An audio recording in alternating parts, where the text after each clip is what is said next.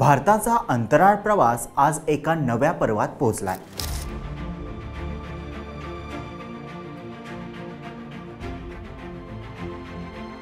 चांद्रयान-3च्या ऐतिहासिक यशानंतर आता भारत चांद्रयान-4 घेऊन येत आहे।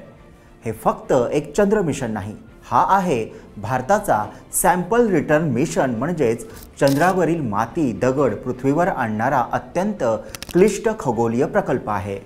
आज आपण समजून घेणार आहोत चांद्रयान-4 मोहीम म्हणजे नेमकं काय, चंद्रावरून नमुने आणणं इतकं अवघड आहे का, 2035 पर्यंत भारत आपले स्वतःचे स्पेस सेंटर कसे उभारणार, गगनयान मानवी मिशन कुठपर्यंत पोहोचलाय, प्रत्येक मुद्दा नीट पण अगदी सोप्या भाषेत आपण समजून घेऊयात। नमस्कार, मी विहंग ठाकूर। चांद्रयान-4 हे इस्रोच्या इतिहासातील सर्वात कठीण आणि सर्वात अचूक नियोजनाची गरज असलेलं चंद्र मिशन आहे। चांद्रयान-4चं मुख्य उद्दिष्ट काय, आपल्याला चंद्रावरून मातीचे प्रत्यक्ष नमुने आणायचे आहेत।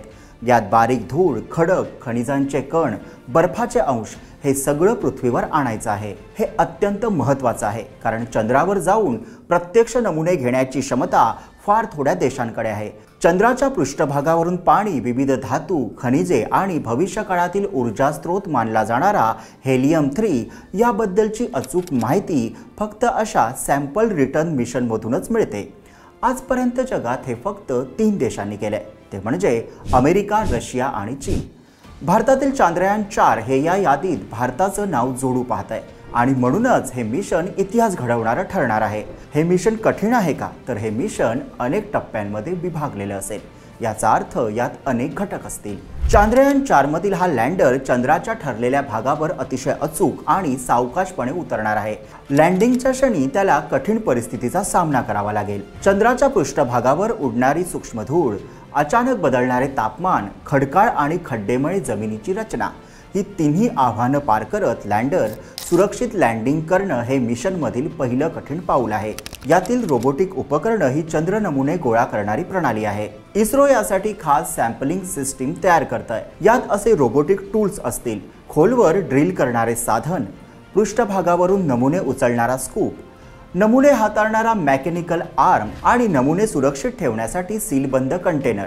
नमुने पृथ्वीवर आणताना ते दूषित न होणं, मूळ अवस्थेत राखणं हे मोठं वैज्ञानिक आव्हान असेल। तिसरं आहे असेंडर मॉड्यूल, म्हणजेच चंद्रावरून पुन्हा उड्डाण करणारं मिनी रॉकेट असेल। हा छोटा पण अत्यंत महत्त्वाचा मॉड्यूल चंद्रावर गोळा केलेले 1 ते 2 किलो नमुने घेऊन पुन्हा चंद्राच्या कक्षेत जाईल।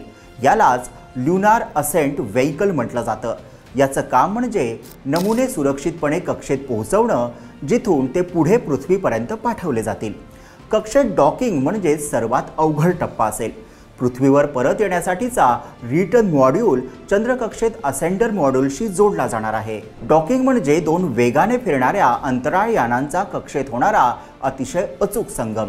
Microsecond timing, millimetre level alignment आणि ऑटो पायलट सिस्टम यावर संपूर्ण प्रक्रिया अवलंबून असते। इस्रो प्रथमच कक्षेत डॉकिंग करणार आहे, म्हणून हा मिशनचा सर्वात तांत्रिक आणि जोखमीचा टप्पा मानला जातो। डॉकिंग नंतर नमुने री एंट्री कॅप्सूलमध्ये सुरक्षितरित्या सीलबंद केले जातील। हा कॅप्सूल पृथ्वीच्या वातावरणात प्रवेश करताना प्रचंड घर्षणाला सामोरे जातो आणि बाहेरील तापमान 1600 अंश सेल्सिअस पर्यंत पोहोचतं। अशावेळी विशेष हीटशील्ड कॅप्सूलचं संरक्षण करते। शेवटी हा कॅप्सूल समुद्रात किंवा भारतीय भूमीवर निश्चित लँडिंग झोनमध्ये सुरक्षित उतरवला जाईल। भारत आता स्वतःचं स्पेस स्टेशन उभारणार आहे। याचा सरळ अर्थ आहे, भारताचा अंतराळात परमनंट प्रेझेन्स तयार होईल। पहिला मॉड्यूल 2028 मध्ये कक्षेत स्थापित केला जाईल। हे भारतीय स्पेस स्टेशन एकूण 5 भागांमध्ये तयार होईल। पहिला आहे विज्ञान प्रयोगशाळा, दुसरा आहे ऊर्जा मॉड्यूल, तिसरा आहे डॉकिंग पोर्ट, चौथा आहे रोबोटिक आर्म सिस्टीम, पाचवा आहे कमांड मॉड्यूल आणि हे पूर्ण स्पेस स्टेशन 2035 पर्यंत तयार होईल। भारताची ही मोठी झेप असणार आहे। स्पेस स्टेशन पूर्ण झाल्यावर भारत हा अमेरिका, चीन आणि रशिया यांच्यानंतर स्पेस स्टेशन असलेला चौथा देश ठरेल। या स्पेस स्टेशनचा उपयोग काय होईल, तर मायक्रोग्रॅव्हिटीमध्ये अत्याधुनिक वैज्ञानिक प्रयोग, औषध निर्मिती, जैविक संशोधन, प्रोटीन क्रिस्टलायझेशन, मटेरियल सायन्स आणि नवीन धातूंचं संशोधन, दीर्घकालीन मानवी अंतराळ प्रवासासाठी प्रशिक्षण, चंद्र आणि मंगळ मोहिमांची तयारी। भारताचं पहिलं human space flight mission Gaganyaan वेगानं पुढे जात आहे। इस्रोने क्रू एस्केप सिस्टीमची यशस्वी चाचणी पूर्ण केली आहे। लाईफ सपोर्ट सिस्टीम पूर्णपणे भारतीय तंत्रज्ञानाने विकसित केली आहे। अंतराळात मानवी मिशन भारत कधी राबवेल तर 2027 पर्यंतचं लक्ष भारताने यासाठी ठेवलंय। पहिल्यांदाच भारतीय अंतराळवीर सुमारे 400 किमी अंतरावरील पृथ्वीच्या कक्षेत जाणार आहेत। ते तेथे काय करतील तर लाईफ सपोर्ट सिस्टीमची कार्यक्षमता तपासतील, मायक्रोग्रॅव्हिटीमधील वैज्ञानिक प्रयोग करतील, स्पेसक्राफ्टची री एंट्रीची चाचणी करतील आणि अशा अनेक महत्त्वाच्या प्रक्रिया पार पाडल्या जातील। 2040 पर्यंत भारताने आपल्या अंतराळवीरांना चंद्रावर उतरवावं असं इस्रोनं ठरवलंय।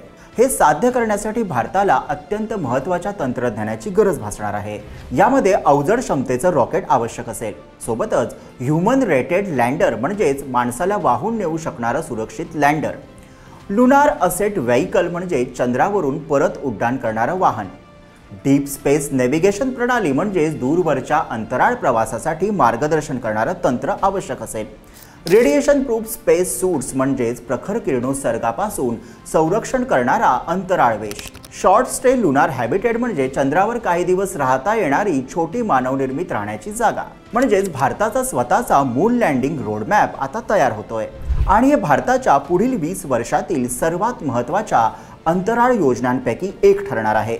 भारताचा अंतराळ प्रवास आता फक्त प्रक्षेपणांपुरता मर्यादित राहिलेला नाही। भारत चंद्रावर उतरणार, अंतराळात घर बांधणार आणि तेथे वैज्ञानिक प्रयोग करणार। भारताचा झेंडा चंद्राच्या पृष्ठभागावर आता दिसेल। तर हा विषय तुम्हाला कसा वाटला ते कमेंटमध्ये नक्की लिहा आणि व्हिडिओ आवडला असेल तर लाईक करा, शेअर करा आणि आमच्या YouTube चॅनलला सबस्क्राईब करा।